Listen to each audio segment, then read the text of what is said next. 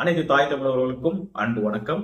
நான் உங்கள் ஓசூர் சட்டமன்ற தொகுதி வேட்பாளர் ஸ்டாலின். என்னை நம்பி குறிப்பாக மக்கள் நலனுக்காக, வருங்கால பிள்ளை நலனுக்காக, மண் வளம் இயற்கை அனைத்து நலன்களையும் பாதுகாக்கிட ஒரு சட்டமன்ற வேட்பாளர், அதுவும் குறிப்பாக மிகவும் நம்பிக்கையான உறுதியான சட்டமன்ற வேட்பாளர் வேண்டும் என்று என்னை தேர்வு செய்த ஓசூர் என்டிகே, அதாவது நாம் தமிழர் உறவுகள் அனைவருக்கும் எனது நெஞ்சார்ந்த நன்றியை தெரிவித்துக் கொள்கிறேன்.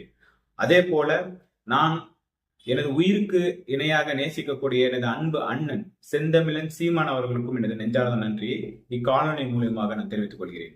ஓசூரை பொறுத்த வரைக்கும் இங்க பேசுறதுக்கு நிறைய பிரச்சனை இருக்கு. அதிலும் குறிப்பாக விவசாயிகள் சார்ந்த பிரச்சனைகளை தான் நாம மிக முக்கியமாக எடுத்து பேசிட்டு இருக்கோம், பேச போறோம். அரசாங்கம் கொண்டு வர திட்டங்கள் என்னைக்குமே விவசாயத்தை மேம்படுத்துவதாகவும் அங்குள்ள மக்களின் வாழ்வாதாரத்தை மேம்படுத்துவதாகவும் தான் இருக்க வேண்டும். ஆனா அங்குள்ள மக்களின் உரிமைகளையும் நிலங்களையும் பிடுங்கி, அதுவும் பாத்தீங்கன்னா அடாவடித்தனமாக பிடுங்கி, பொய் வாக்குறுதிகளால பிடுங்கி நிறைய விஷயங்கள் பாத்தீங்கன்னா இங்க அரங்கேற்றப்படுது. அதனை சார்ந்து முழு காலனிகள் அடுத்தடுத்த காணொலிகளாக தெளிவாகவும் நம்ம பார்க்க போறோம். எனவே உயிராய் உணர்வாய் என்னுடன் இணைந்திருங்கள். அடுத்த காணொலியில் சந்திப்போம். நன்றி, வணக்கம். அனைத்து தாய் தமிழர்களுக்கும் அன்பு வணக்கம். நான் உங்கள் ஓசூர் சட்டமன்ற தொகுதி வேட்பாளர் ஸ்டாலின்.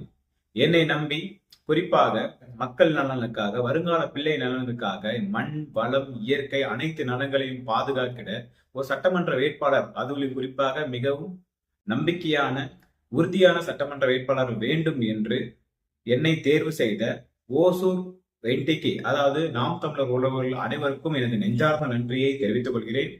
அதே போல நான் எனது உயிருக்கு இணையாக நேசிக்கக்கூடிய எனது அன்பு அண்ணன் செந்தமிழன் சீமான் அவர்களுக்கும் எனது நெஞ்சார்ந்த நன்றியை இக்காணொலி மூலியமாக நான் தெரிவித்துக் கொள்கிறேன்.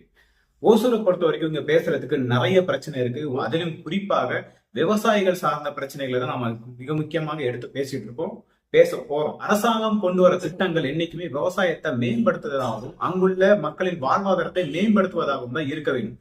ஆனா அங்குள்ள மக்களின் உரிமைகளையும் நிலங்களையும் பிடுங்கி, அதுவும் பாத்தீங்கன்னா அடாவடித்தனமாக பிடுங்கி, பொய் வாக்குறுதிகளால பிடுங்கி நிறைய விஷயங்கள் பாத்தீங்கன்னா இங்க அரங்கேற்றப்படுது.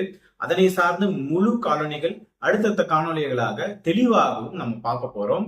எனவே உயிராய் உணர்வாய் என்னுடன் இணைந்திருங்கள். அடுத்த காணொலியில் சந்திப்போம். நன்றி, வணக்கம்.